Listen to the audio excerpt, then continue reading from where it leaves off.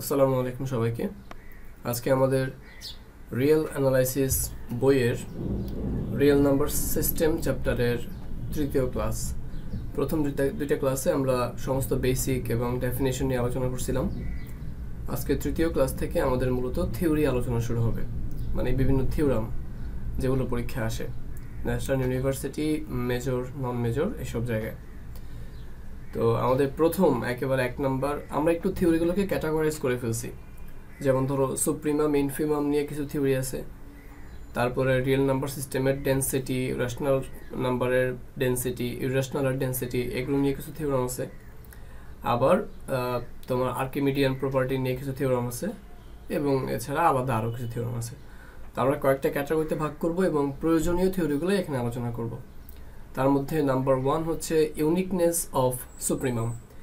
এর মানে হচ্ছে কোনো একটা সেটের বা সাবসেটের যদি সুপ্রিমাম থাকে, সেই সুপ্রিমামটা ইউনিক হবে। দ্যাট মিন্স সুপ্রিমাম একটাই থাকা পসিবল। আমি যদি কোনো একটা আপার বাউন্ড সেট নেই, সে আপার বাউন্ড সেটের মধ্যে একটাই সুপ্রিমাম থাকা পসিবল। এটাই হচ্ছে এই থিওরির মেন উদ্দেশ্য, এটাই প্রমাণ করতে হবে। তো আমরা প্রমাণটা করার সময় আমাদেরকে অবশ্যই রিয়েল নাম্বার সিস্টেম চ্যাপ্টারের বা এই বইয়ের যত থিওরাম আছে প্রত্যেকটা থিওরামটাই একটু টেকনিক্যালি শিখতে হবে। এর মধ্যে অনেকটাই হচ্ছে কন্ট্রাডিক্টরি প্রুফ, মানে আমাদেরকে যেটা প্রমাণ করতে বলবে আমরা তার উল্টাটা ধরে নিয়ে দেখাবো যে উল্টাটা মিথ্যা, তাহলে যেটা প্রমাণ করতে বলছে ওইটা সত্যি, এরকম আর কি। প্রমাণের কেসগুলো এগুলোকে কন্ট্রাডিক্টরি প্রুফ বলে। তো এখন 1 নাম্বার থিওরামটা হচ্ছে ইউনিকনেস অফ সুপ্রিমাম। স্টেটমেন্টটা কেমন? দ্য সুপ্রিমাম অফ সাবসেট, একটা minute, the supremum of a set R, এই সেট আর যেটা নিছি আমরা, এ সেট এস যেটা নিছি, সাবসেট অফ আর, এই এসটা হচ্ছে আমরা অবশ্যই একটা বাউন্ডেড অ্যাবাভ সেট হইতে হবে এবং একটা নন এমটি সেট হইতে হবে। নন এমটি মানে এটা খালি থাকতে পারবে না, এর মধ্যে উপাদান থাকতে হবে, এবং বাউন্ডেড অ্যাবাভ, দ্যাট মিনস এই সেটের মধ্যে একটা আপার বাউন্ড থাকতে হবে। এবার দেখলাম যে the supremum of the set S subset of R, অর্থাৎ এস নামক সেটের যদি সুপ্রিমাম থাকে, হ্যাঁ সুপ্রিমাম যদি থাকে মানে ইফ ইট এক্সিস্ট, ওই সুপ্রিমামটা যদি থাকে বা এক্সিস্ট করে, দেন ইট ইজ ইউনিক। তাহলে সুপ্রিমামটা কি হবে? ইউনিক হবে। এটি হচ্ছে স্টেটমেন্ট, এটাই প্রমাণ করতে বলা হয়েছে। তো প্রমাণটা কিভাবে করব এটা একটু আমি আগে বেসিকটা আলোচনা করি, তারপরে প্রমাণে আসি। দেখো প্রমাণের রোডম্যাপ আমি একটা দিয়ে দিছি। যদি প্রমাণটাকে মনে রাখতে চাও, সবগুলো প্রমাণই মনে রাখার জন্য টেকনিক হচ্ছে নিজের মতো করে ব্যাপারটাকে গুছিয়ে ফেলা, যে তুমি কিভাবে মনে রাখবে এই ধাপগুলো। ফ্লো চার্টটা মনে রাখা, ফ্লো চার্টটা না মনে রাখলে এগুলো মুখস্থ রাখতে পারবে না বা মনেও রাখতে পারবে না। আর ফ্লো চার্টটা কাছে থাকলে তখন এটা ইজিলি বুঝবা, মনে রাখবা। আমি চেষ্টা করবো যেগুলো পড়াবো থিওরাম, প্রত্যেকটার মধ্যে ফ্লো চার্ট সম্পর্কে আলোচনা করা হবে, মানে থিওরামটা আমরা কোন ধাপে ধাপে প্রমাণ করব, কোন লজিক্যালি প্রমাণ করব সেটা আমি বলে দিব। আর যদি কোনোটা নাও বলি, নিজেদের মনে রাখার স্বার্থে তোমাদেরকে খুঁজে বের করতে হবে। যদি এটা খুঁজে বের করতে পারো তাহলে মনে রাখবা যে প্রমাণটা তোমার জন্য মনে রাখা ইজি বা পারবা। আর যদি না পারো তাহলে পরীক্ষার আগে মনে করবো, এগুলো ভুলে যাওয়ার সম্ভাবনা আছে খুব বেশি। তো রোডম্যাপটা কি? প্রথমে বলা হয়েছে যে লেট এস ইকুয়াল, মানে নট ইকুয়াল ফাই দ্বারা ফাঁকা সেট বোঝানো হয়েছে, অর্থাৎ এস একটা নন এমটি সেট এবং সাবসেট অফ আর, যে কথাগুলো আমরা প্রথমেই বলছিলাম। এবং এই সেটের আরেকটা প্রপার্টি হচ্ছে সেটটা হচ্ছে বাউন্ডেড অ্যাবাভ। তার মানে আমরা প্রথমে লেট মানে ধরে নেওয়া, তাহলে আমরা প্রথমে একটা সেট ধরে নিব, সেটটা বাউন্ডেড অ্যাবাভ, এটা আমরা মেনশন করে দেবো তখনই, যেটা বাউন্ডেড অ্যাবাভ সেট। এরপরে আমরা দুইটা সুপ্রিমাম ধরে নিব। আমরা কি বলছিলাম? কন্ট্রাডিক্টরি প্রুফ করবো, তাই না? ওরা যেহেতু বলছে সুপ্রিমাম ইউনিক, মানে সুপ্রিমাম একটাই, তো আমরা কি করবো? এটার উল্টাটা ধরে নিব। ধরে নিয়ে প্রমাণ করব আমরা যে অ্যাজাম্পশনটা করছি বা আমরা যেটা ধরে নিছি ওই অ্যাজাম্পশনটা ভুল ছিল। আমাদেরটা ভুল হলে তার মানে ওরা যেটা বলছিল সেটা সঠিক। এটা হচ্ছে প্রমাণ করার প্রসিডিওর। তো যেহেতু আমাদের দুইটা সুপ্রিমাম আমরা ধরে নিব, তাহলে এখানে বলা আছে যে এসটা একটা বাউন্ডেড অ্যাবাভ সেট ধরে নিছি। আর বাউন্ডেড অ্যাবাভ সেট মানে কি? এর মধ্যে একটা সুপ্রিমাম আছে, এই জন্য আমরা তো জানি না কোন সুপ্রিমাম আছে, তো আমরা দুইটা সুপ্রিমাম ধরে নিব। লেট আবারও ধরে নিচ্ছি S1 and S2 the supremum, তাহলে এই দুইটাকে আমরা সুপ্রিমাম ধরে নিছি। এখন আমরা যদি প্রমাণ করতে পারি এই দুইটা ভ্যালু সেম, মানে S1 ইকুয়াল টু S2, তাহলেই তো আমাদের অ্যাজাম্পশনটা মিথ্যা হয়ে গেল, কারণ দুইটা সুপ্রিমাম তো থাকবে না।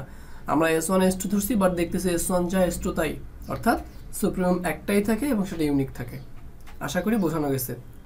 লজিকটা। এরপর দেখি আমরা কিভাবে প্রমাণটা করব। তো দেখো, যদি S1 S2টাকে আমরা সুপ্রিমাম ধরে নেই, সুপ্রিমাম মানে কি লিস্ট আপার বাউন্ড, তাহলে সুপ্রিমামটা অবশ্যই একটা আপার বাউন্ড হবে। তাহলে আমরা লিখব যে যদি এটা সুপ্রিমাম ধরে যেহেতু নিলামই, তাহলে আমরা বলতে পারবো দেন S1 এবং S2টাকে আমরা আপার বাউন্ডে বলতে পারবো। তাহলে সুপ্রিমাম এবং আপার বাউন্ড দুটোই। এরপরে আমাদের মেইন কাজটা শুরু। আমরা প্রথমে যে কোনো একটাকে S1 S2 এর মধ্যে যে কোনো একটাকে সুপ্রিমাম ধরবো, শুধু মানে এটা একটাকে সুপ্রিমাম ধরবো আর অন্যটাকে শুধু আপার বাউন্ড ধরবো। একটাকে সুপ্রিমাম ধরবো, অন্যটাকে শুধু আপার বাউন্ড ধরবো। যেমন ধরো আমি যদি বলি যে সুপ্রিমাম এবং আপার বাউন্ডের মধ্যে যে লজিকটা, সেই লজিকটা কি বা শর্তটা কি। দেখো আমি যদি বলি যে 1 ডট ডট ডট দিয়ে 1 2 3, এটা একটা সেট বললাম, এটা একটা আপার বাউন্ড, বাউন্ডেড অ্যাবভ সেট, তাহলে এটি তো আমাদের আপার বাউন্ড। তাহলে আপার বাউন্ডটাকে ধরো আমি যদি এটাকে আপার বাউন্ড বলি, আমার এখানে পিছনে 4 থাকতে পারে, 5 ইনফাইনাইট সংখ্যক আপার বাউন্ড থাকবে, আগে ক্লাসে বলছিলাম। তাহলে এগুলো সবই তো আপার বাউন্ড। তাহলে এই আপার বাউন্ড সবগুলোকে, আপার বুঝিও কথা, আপার বাউন্ড সবগুলোকে যদি আমি S2 দ্বারা প্রকাশ করি আর শুধুমাত্র সুপ্রিমামটাকে যদি আমি S1 দ্বারা প্রকাশ করি, তাহলে S1 এবং S2 এর মধ্যে শর্তটা কি দাঁড়ায়? S2 এর সবগুলো মান S1 এর সমান হবে অথবা বড় হবে। তাহলে S2 এর সবগুলো মান S1 এর সমান হবে অথবা বড় হবে। ঠিক আছে, এটাই তো আমাদের এখানে বোঝায়। তো আমরা ওই কাজটাই করব, যে দেখো আসবে দিকে আমরা আগে ওইটা কমপ্লিট করি। তাহলে এই দেখো আমি পুরো আমার আপার বাউন্ড যেগুলো ছিল সেগুলোকে S2 দিয়ে প্রকাশ করছি আর সুপ্রিমামটাকে S1 দিয়ে প্রকাশ করছি। কারণ আমরা তো জানি যে S2টা আপার বাউন্ড, আপার বাউন্ডকে তো আমরা S2 দিয়ে প্রকাশ করতেই পারি, এখানে যেহেতু লিখছি।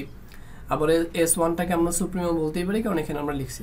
এই জন্য আমরা পুরোটাকে S1, পুরো আপার বাউন্ড সবগুলোকে S2 ধরবো, ইনফাইনাইট সংখ্যক আপার বাউন্ড, আর আমরা সুপ্রিমামটাকে S1 ধরবো। তারপর তার ভিতর থেকে একটা কন্ডিশন খুঁজে বের করব। আবার কি করব, আমরা এই যে দেখো আমি আপার সেটটাকে লিখি, সেট ডট ডট ডট 1 2 3, তাহলে এরপরে 3 এর পরে 4 হবে আপার বাউন্ড, 5 আপার বাউন্ড, এরকম করে অসংখ্য আপার বাউন্ড থাকবে। কিন্তু এবার আমরা আপার বাউন্ড যেগুলো আছে সে আপার বাউন্ডগুলোকে আমরা কি ধরবো বলতো? S1 ধরব।